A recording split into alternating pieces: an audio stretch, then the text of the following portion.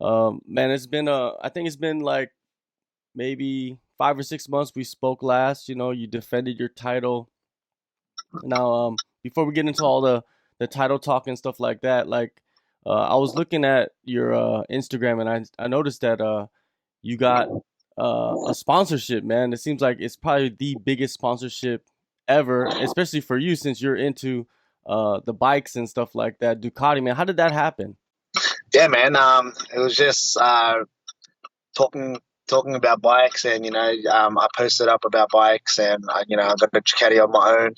Always been a fan of them. Always like riding. Um, been riding since I was 17 years old, and it was just one of the interests that I had, and one championship, man. They got the connects, and one thing led to another, and there you go, man. Is that part of the that agency that they have?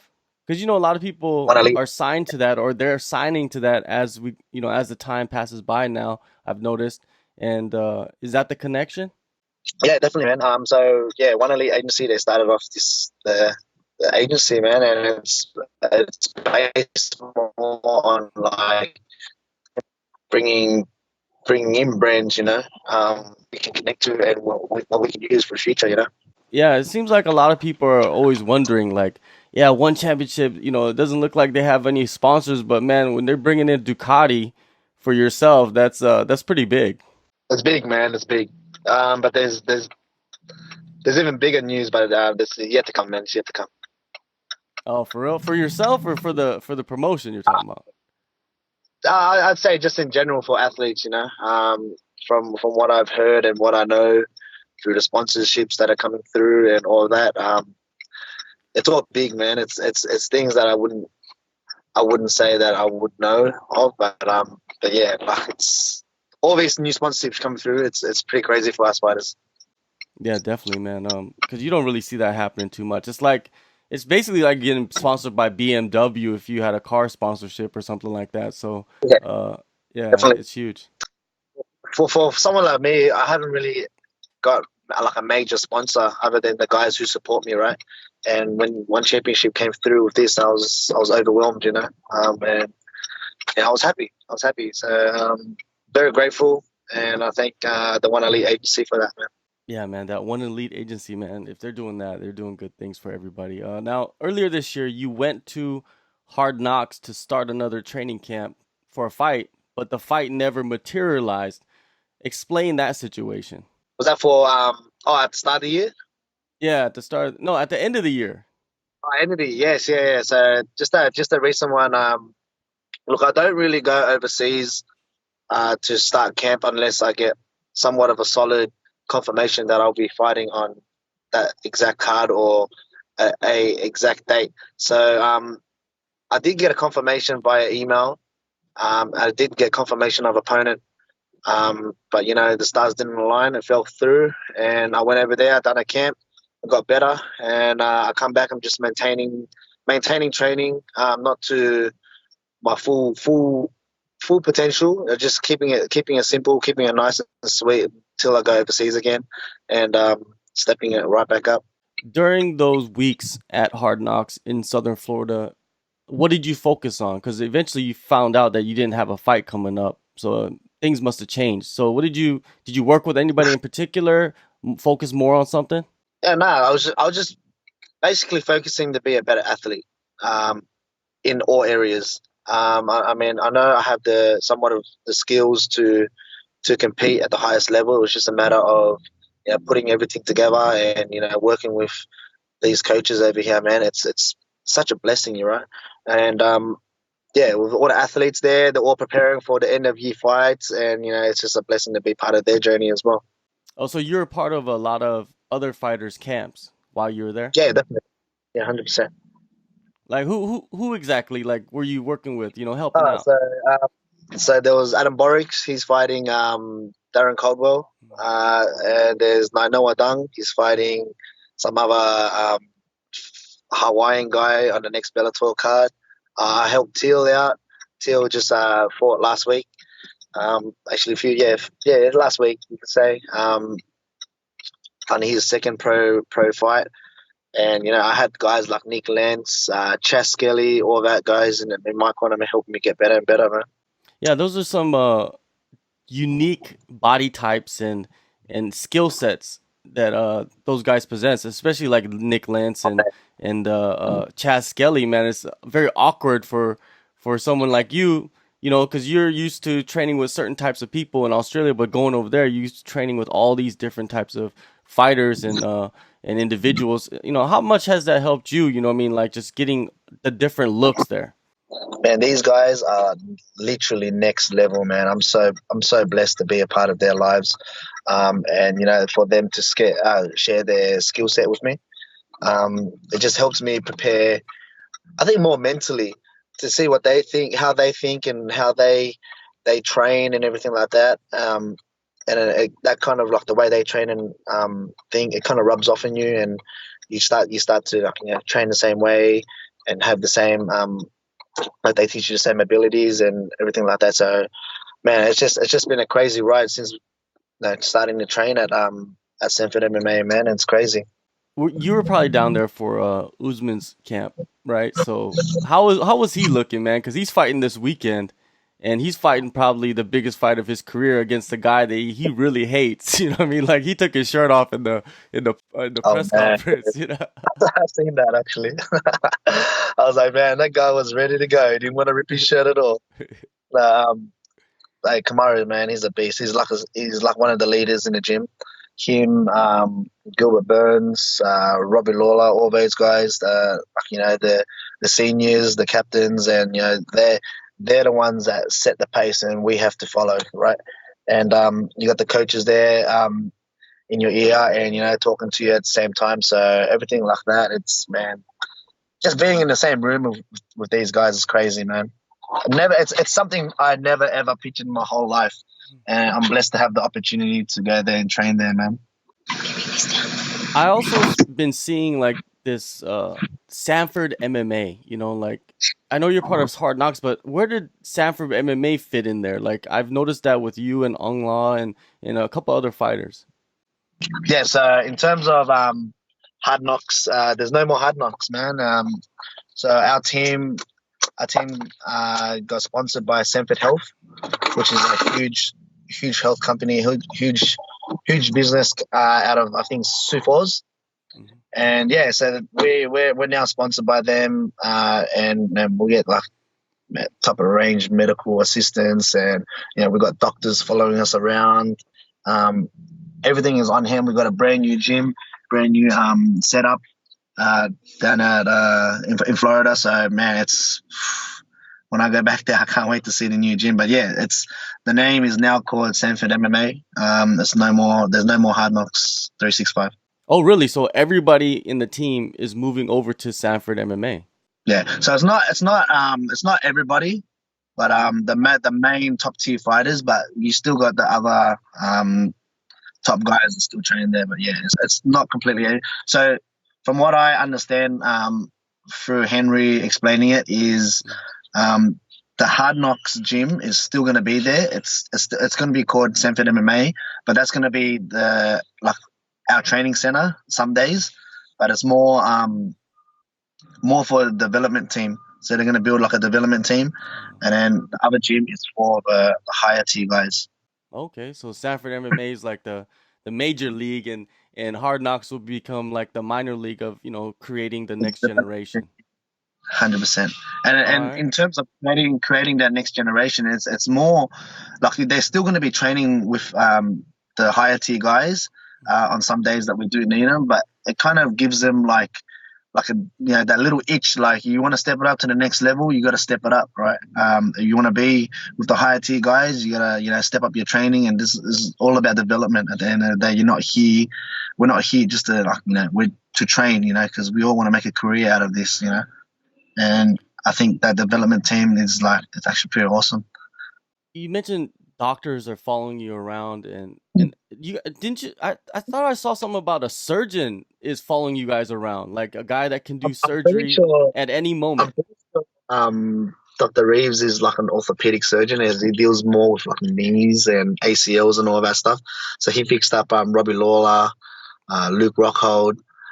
He fixed up Angler's thumb after the bout with Vera. But yeah, he also followed us around every bout now. So every high tier bout, he comes through, and he makes sure that we're all medically cleared and everything is under control.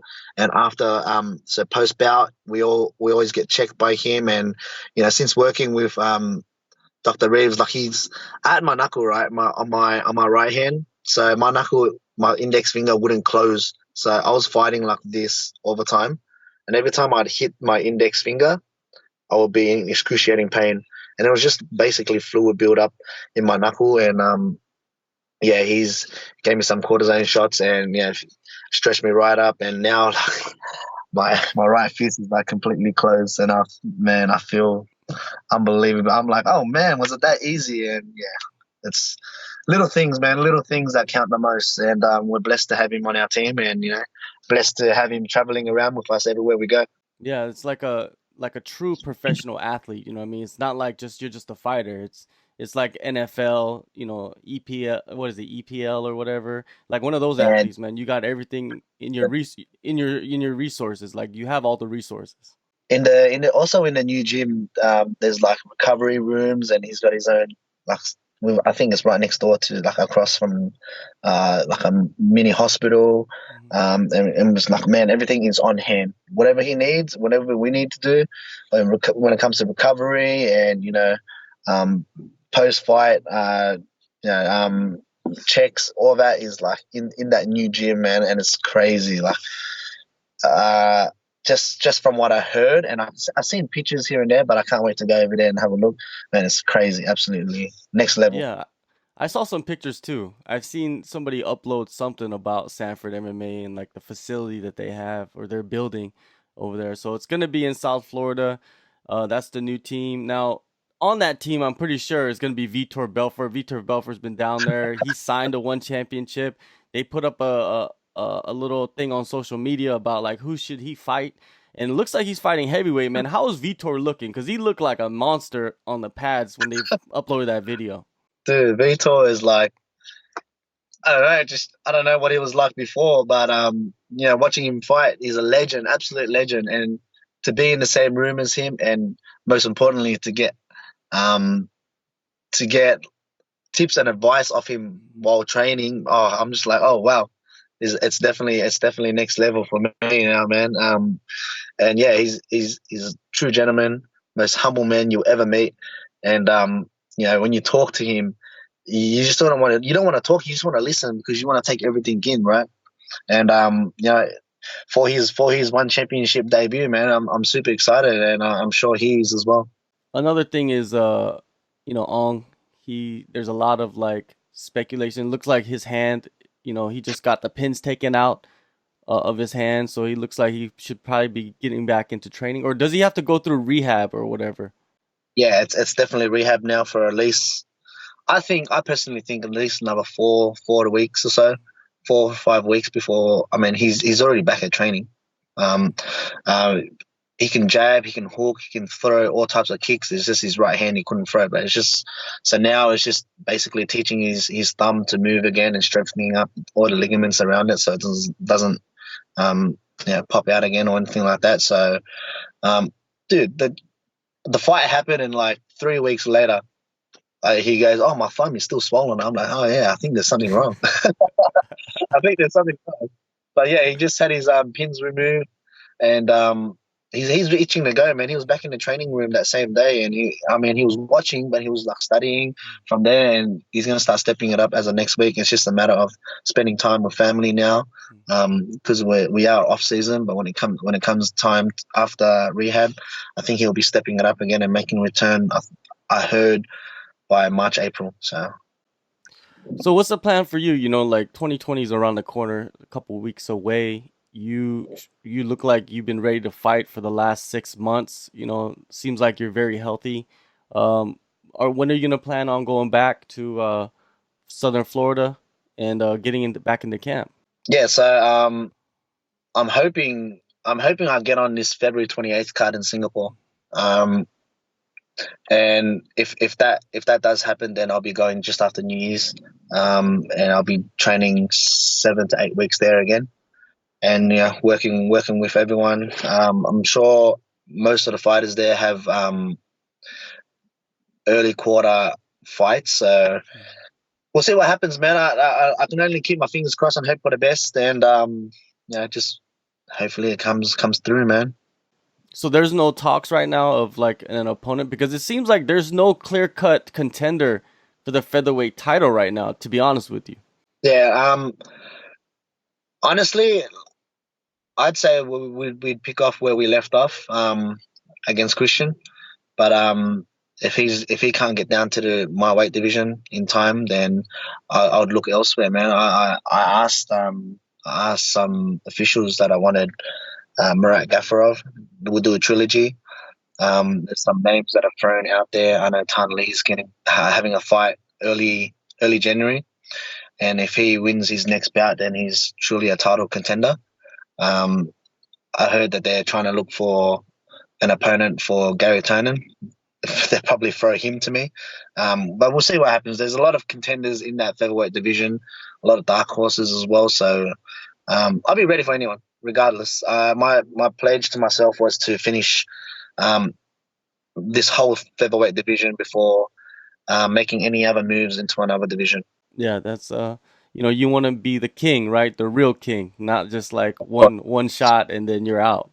100%, definitely. Yeah, but you've defended the title 3 times. The last two have been spectacular. Just to show it just shows that going to Southern Florida and training with the training partners that you have and the coaches that you're working with is working, man. Like you only can show what's working. You can say anything you want, but you're showing it in your last 2 fights, and you do look a lot more explosive. Do you feel like you're a lot thicker in your body now, or your body back to normal to back to featherweight? You feel? Yeah, my coach was just saying that to me the other week when we were rolling. Because I was so thick, but I definitely feel so much better. Working with Dr. Peacock in South Florida. I mean, he's got a PhD in sports science, man. It's like absolute crazy. The workouts that he gives, and even when I'm in Australia now, I've got a 4 week template, and when that goes through, he gives me another one just to stay in shape before I go back there and start pushing again. Man, I feel strong, I feel explosive, I feel fast, and most importantly, I'm super fit. So um, I'm ready to go. 5 rounds, 10 rounds, it doesn't really matter. Obviously, the 5 minute rounds count the most, and it's just a matter of when to peak and when to start picking it up, and working it out within those 5 minute rounds. But yeah, in terms of my body and everything like that, it's the best I've ever felt. And people can say that, and people can go to different gyms and say this is the best I've ever felt. But my performances, especially in my last 2 fights, compared to my bantamweight bouts and my last bout with Christian, like if you compare my last 2 bouts compared to those 3 other bouts, it's like another level for me. And I think it's more in the mind, with training with these athletes and with these head coaches, than skill wise. All right, man. Well, it's always good, catching up with you, Martin, man. You're doing your thing, and hopefully next year they get you out in Vietnam, man. Like you need to get out there and do your thing. You know what I mean? Plans, man. That's the plans, but we'll say in due time, man. In due time, that will definitely happen. And yeah, just play process, man, and accept anything that comes my way.